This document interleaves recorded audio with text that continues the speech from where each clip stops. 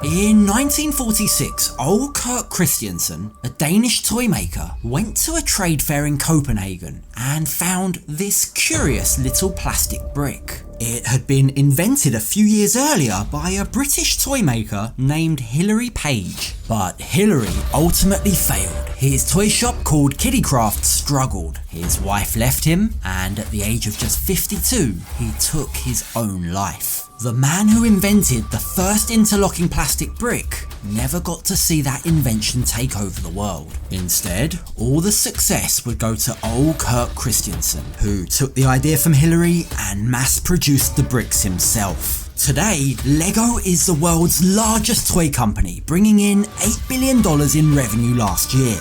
To figure out exactly what happened, why a plastic brick allowed one man to take over the toy industry while it drove another man to ruin, we have to uncover the dark history behind LEGO and follow the clues to find the truth. It's a history that involves multiple fires, untimely deaths, and no small amount of luck.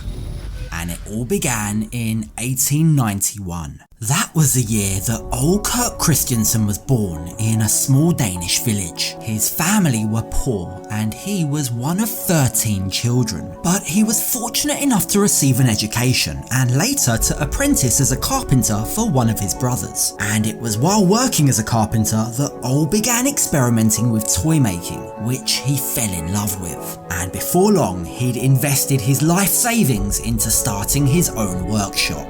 For a while, things seemed to be getting off to a pretty good start for Ole. He fell in love with the daughter of a Norwegian cheesemaker and they got married in 1916. The same year he opened his workshop. The couple would go on to have 4 children together.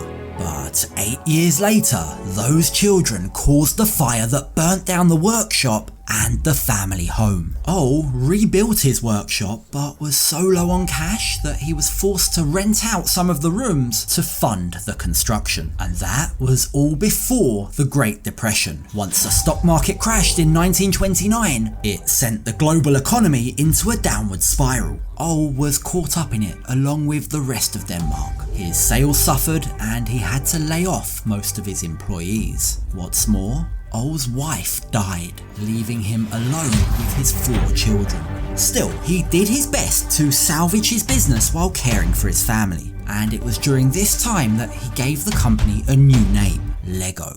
Meanwhile, over in England, Hilary opened up his own little toy shop called Kiddicraft. The same year that Ole lost his wife, Hilary's wife gave birth to a baby girl, but Hilary's seemingly bright future quickly darkened. His toy shop struggled, his marriage deteriorated, and just a few years later, Kiddicraft went bankrupt. Still, refusing to give up, Hilary poured his soul into building new toys. To help with this, he studied childhood psychology, and he came to the conclusion that toys needed to be safer. You see, his main concern was the paint used to coat wooden toys, which at the time still contained lead, a substance toxic to humans. Hilary saw danger in the fact that kids were constantly putting the wooden toys in their mouths. Hilary's solution was plastic, a brand new substance that was just beginning to grow in popularity. And while he continued to experiment with plastic throughout the 1930s, the technology was so new that even his business partners refused to back him up.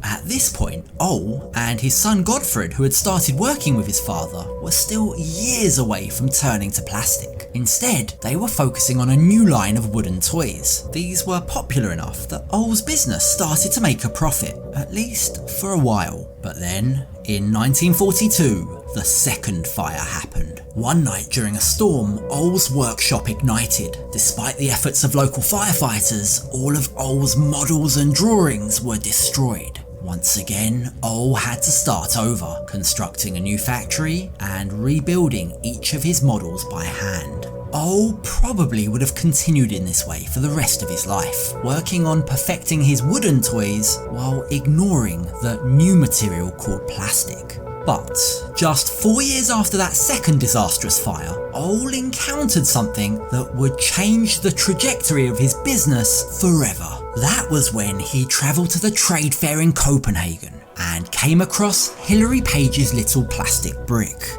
At that exact moment, the destinies of these two men began to intertwine. Both were toy makers struggling to survive in a difficult market. The main difference between them was Hilary's use of plastic. All things considered, it's not hard to imagine a world in which Kiddicraft became the toy giant that Lego is today. But of course, that's not how things turned out. In little more than a decade, both men would be dead. But while Hilary Page left behind little more than a struggling business, old Christiansen left behind a legacy that would soon become a global empire.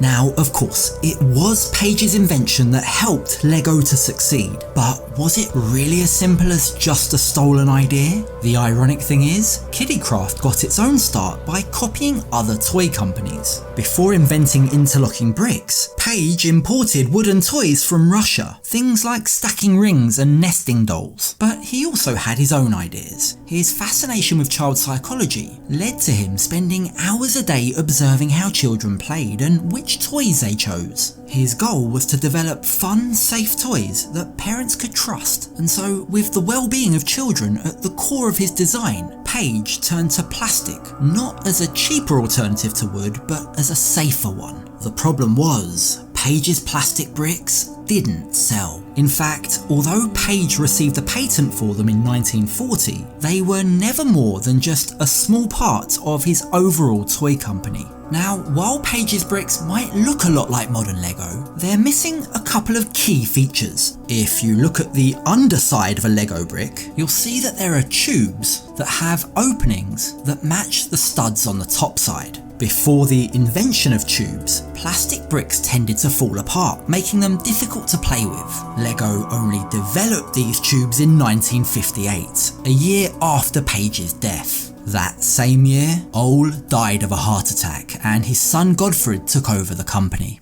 Then, as if things couldn't get any worse, there was another massive fire, this time destroying almost all of Lego's wooden inventory. It was only after that fire that Godfred decided to double down on plastics and stop making wooden toys once and for all. But as proof of just how uncertain the future of plastic bricks still was, Godfred's own brothers weren't on board with that decision. So in order to pursue his idea, Godfred had to buy them out.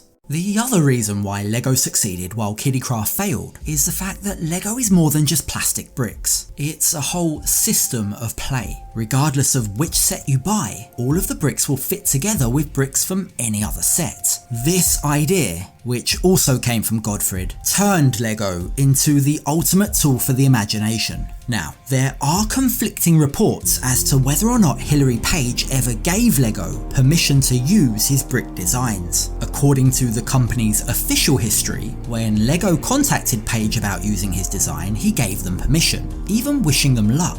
Yet some claim Page never even knew that Lego had used his idea. Either way, Lego itself has acknowledged that they were, if nothing else, inspired by Page's bricks. And in 1981, they formally bought the rights to use Kiddicraft's design. And I'm sure the $50,000 they paid for those rights had nothing to do with the accusations of having copied Hilary's original plastic brick. To bring this full circle, Lego is now the one whose design is being copied by other toy makers. And although the patents on their building blocks have expired, Lego has launched dozens of lawsuits against imitators. Now that Lego has reached the apex of the toy world, they'll do whatever they can to maintain that position. And it's little wonder. Perhaps no one knows better than Lego themselves just how powerful a single copied idea can become. So, from the poor Danish kid who fell in love with carpentry, who faced deaths, fires and war, to eventually build the world's largest toy company, whose success can be traced to an idea stolen from a troubled British toy maker. This is the dark history behind your favourite toy company. Case closed.